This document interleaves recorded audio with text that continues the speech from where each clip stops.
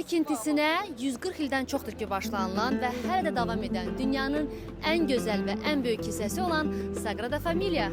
Kilsə dövlət büdcəsi ilə deyil, ziyarətçilərin biletləri və şəxsi iyanələr hesabına tikilir. Hər gün Sagrada Familia'ya 15 minə yaxın adam gəlir və ötən il 2024-cü ildə təqribən 5 milyona yaxın ziyarətçi bura daxil olub.